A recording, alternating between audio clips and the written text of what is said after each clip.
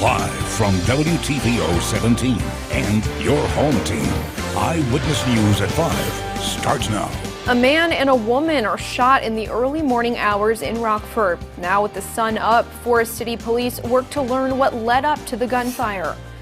Gone are the days of picking up a rental DVD and heating up a bag of popcorn. Why standalone video stores look to be the latest victim of the coronavirus. And first responders in Rockford take their rivalry to the softball field. Hear which department came out victorious, all while raising awareness for a vital industry-wide issue. Good evening, I'm Hannah Zettl. Thanks for joining us tonight. Two people are clinging to life after an early morning shooting in Rockford. It happened near the intersection of 15th Avenue and 8th Street on Rockford's southwest side. Police tweeted about the incident just after 6 a.m. today. Investigators say the officers in that area heard the shots ring out. When they arrived on scene, police found a 20-year-old man with gunshot wounds. He was taken to the hospital. Police say a 20-year-old woman was also brought to the emergency room with similar injuries.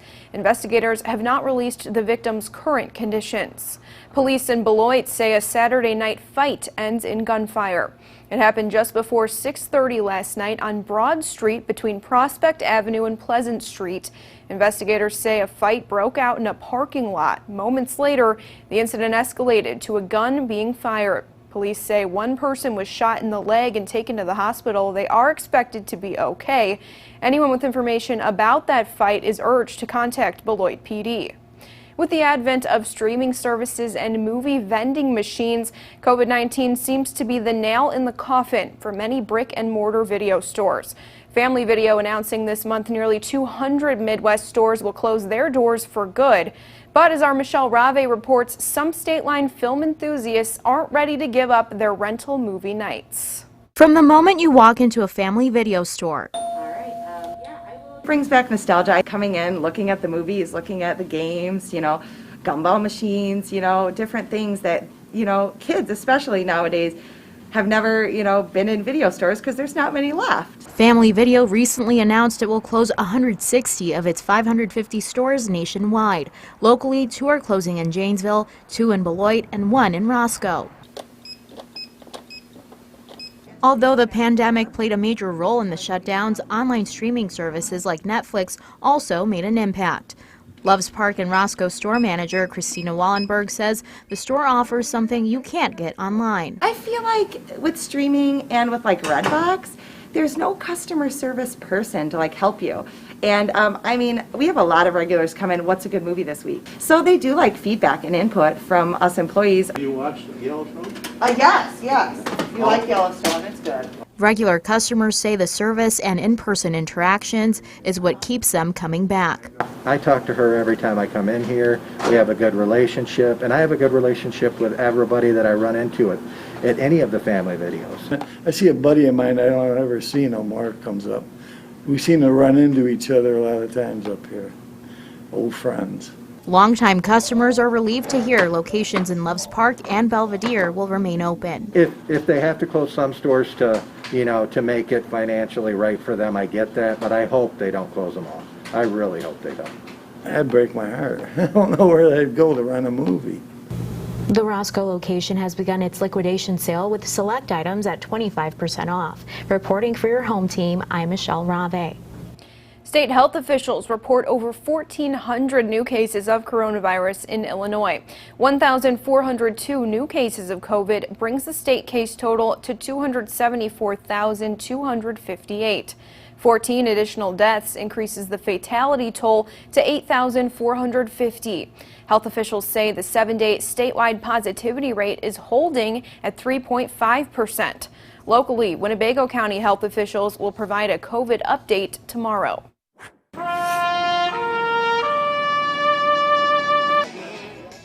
A Winnebago County landmark turns 100 years old this weekend. The Soldiers and Sailors Monument in Durant has honored state line service members for one whole century. An annual vigil pays respect for 15 hometown heroes who lost their lives serving the country during World War I. Event organizers say it's a tradition that brings the community together. It's just a very important part of our lives that we We remember these men who never got a chance to have a life, and they, we're here today getting to do things of freedom because of them. The milestone dedication also featured members of Gold Star Post 676 and a performance by the Durand High School Band. It was a beautiful day for some friendly competition between Rockford police and fire officials. The Guns and Hoses took their rivalry to the softball field, and as our Dylan Saraki reports, it was a match made to raise awareness for a cause close to their hearts. The competition's really hard, but I tell you, it is so neat to see these guys just out here relaxing and having fun and with the community, talking with everyone. It's just a great event for the first responders. State Line first responders take the field Sunday afternoon at Leland Park in Roscoe as part of a charity softball tournament benefiting the Greg Lindmark Foundation. The weather's perfect. It was a little cold this morning, so everybody's dressed in their cold gear, but now that we're heating up playing, it's starting to, you get time to peel the layers off and start playing some ball.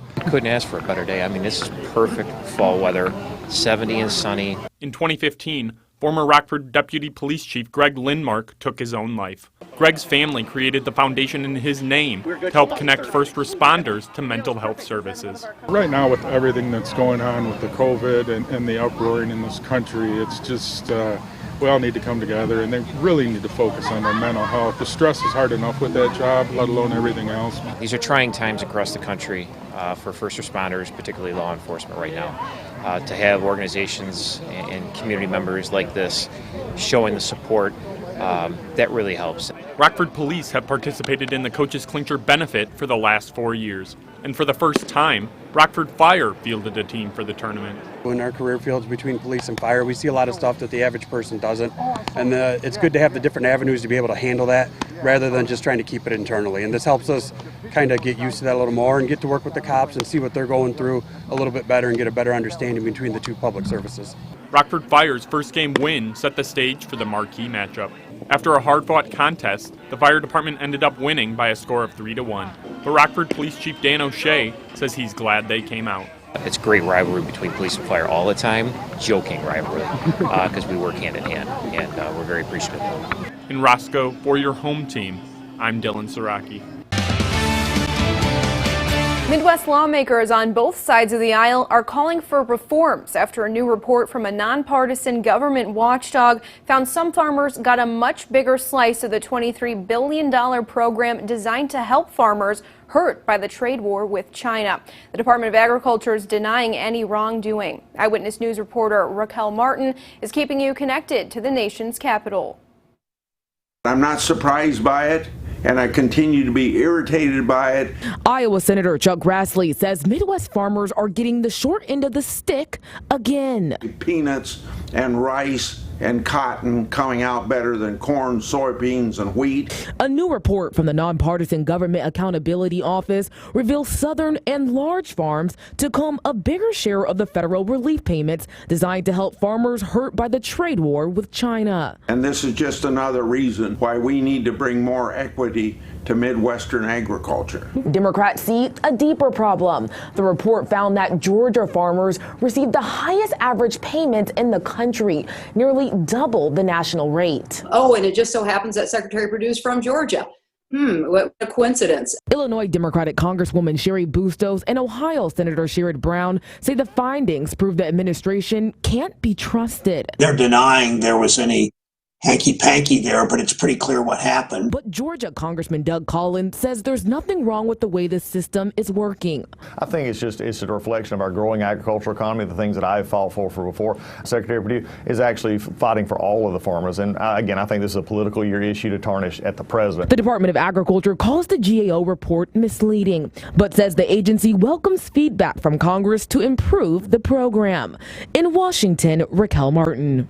Now, your first warn weather forecast with Chief Meteorologist Candice King. Well, yesterday was a gorgeous day, and today more of the same, just a little warmer for us this afternoon. A live look with our Mercy House SkyTrack camera out over Rochelle at the Rochelle Airport. You've noticed the haze kind of thickening up just a bit over the last couple of hours in some spots, and that'll leave our skies hazy here as we go through the rest of this evening. But we'll also see that again for Monday and then into Tuesday. Temperature in Rochelle at 71, Rockford 71, 69 69 degrees right now in Freeport, 67 in Monroe, and we're currently sitting at 70 right now down in Dixon. Our winds have been a little on the breezy side at times, coming in from the southeast, now sustained anywhere from about 5 up to 15 miles per hour. We'll see that wind calm just a little bit as we go through the night tonight. Temperatures still in the 40s again. This will be our last night where we see those numbers dip into the 40s, right around 47 degrees for our overnight low as we hang on to that southeasterly breeze. Tomorrow we're warmer again. You'll see that haze for the afternoon.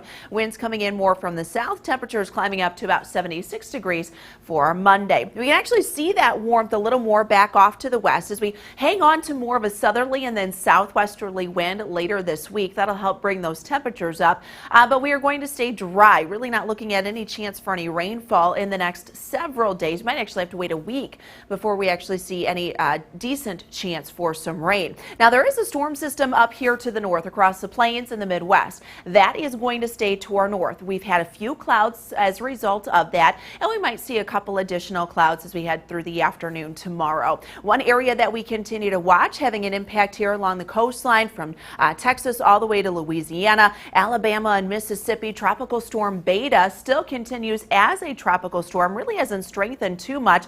Maximum sustained winds now at 60 miles per hour, picking up a little bit, and I stress a little bit of momentum here, moving to the west and northwest at about 6 miles per hour, but that expected to make landfall once we get into tomorrow early morning going into the afternoon.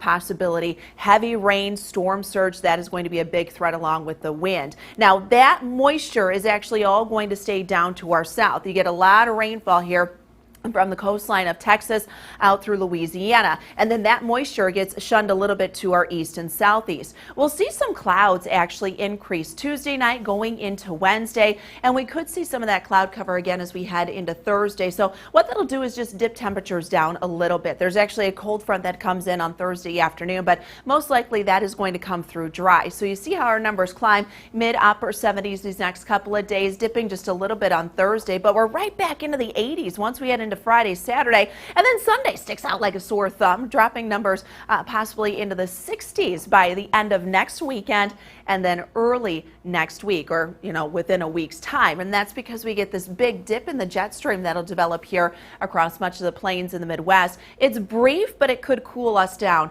as we look within a week. So let's take you through time with Futurecast. Really not much to talk about here over these next several days. Again, little more cloud cover Monday night into Tuesday as that system passes up to the north, but other than that, things are going to stay fairly quiet. So you've got to get out in the fields, starting some harvest, maybe beans next week, or doing that corn silage. Should be pretty good for that because we're going to stay pretty dry. Temperatures then staying in the 80s Friday, Saturday. We might see those numbers cool off a little bit again, Hannah, a little over a week. Now the Napleton Sports Desk with David Greenberg. Fresh off a hot new 3-year, $17.25 million deal, Tariq Cohen and Chicago Bears made their home opener today against the New York Giants. Matt Nagy stressed consistency in his press conference yesterday, and the Bears started the game right where they left off last week. Mid-first quarter, Trubisky takes the snap, pocket collapsing, rolls right, dumps it over to David Montgomery. He makes a few men miss, and he's in for the score. Bears get the early 7-0 lead.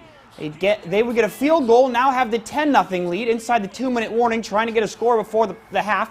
Pocket collapsing again, Trubisky heaving it for the speedster, Darnell Mooney. What a play from the rookie out of Tulane. Gives the Bears the 17-0 lead at the break. But they'd let the Giants storm all the way back. One-score game now. Final seconds. Bears defense needs to make the stop. Daniel Jones throws, end zone. No good. The Bears defense does its job. Flag was on the offense. They might have caused some heart attacks out there, but the Bears get the 17-13 win. They remain unbeaten. Aaron Rodgers was red hot last week. They faced another division rival today against the Detroit Lions. Rodgers continues his aerial assault, this time finding Robert Tonyan with the nice back shoulder pitch and catch. This gives the Pack the 17-14 lead, but it was Aaron Jones' day today. First play of the second half, he takes that carry, splits the defenders, and was gone. The Green Bay running back exploded for 168 yards on 18 carries and 2 scores. They outscored the Lions 39-7 to close out the game. Pack offense won 42-21. I'll tell you what, folks, James Robinson may be turning some heads within this league. He made history with the most rushing yards in a debut by an undrafted player last week, so how do you follow it up today? Well, how's 16 carries for 102 yards sound to you? Oh, and did I mention a touchdown? Here it is. Jags in the red zone. Robinson takes the handoff, sheds the defenders, en route to the score. This one went down to the wire, but the Titans hold off the Jags comeback. Titans won this one 33-30. White Sox and Reds wrapped up a 3-game series earlier this afternoon out in Cincy. Michael Lorenzen was lights out good today. He went 4 2/3 innings for the Reds, fanning 8 Sox in that stretch. Ross Detweiler in for the Sox, already trailing 3-0, bases loaded, and Mike Moustakas hits it where they ain't. That's the #1 rule of baseball. 2-run score, Reds extend their lead. Unfortunately, not much to say for the White Sox today. They lose this one 7-3. They'll make a short road trip and play the Indians in Cleveland tomorrow. Cubs play the Twins. I'll have more on that and post-game from NFL later. Plus, Bryson DeChambeau just won the U.S. Open. Until then, that's it for sports. We'll be right back. Well, it's my last weekend shift for a while. I'll be co-anchoring Eyewitness News at 9 on Fox 39 weeknights from now on, so I'll see you over there starting tomorrow. But first, we got to make the most of this lovely weekend. Candice is back with one last look at our forecast. That's right. It is a pretty nice weekend out there. And, you know, we're actually going to stay fairly nice, too. Temperature-wise, our numbers will be down into the 40s. We're around 47 degrees tonight, back up to 76 for tomorrow afternoon. 78 once we head towards Tuesday. We might add in a little more cloud cover Wednesday and Thursday, and then just a slight chance for a couple of showers once we head into Thursday afternoon. Back in the 80s Friday, Saturday, but looking to stay mostly dry. Our next chance for any more decent rainfall may not come until Friday into Saturday. Well, that's all I've got for you tonight. Please be sure to wash your hands, and we'll see you back here tonight at 10.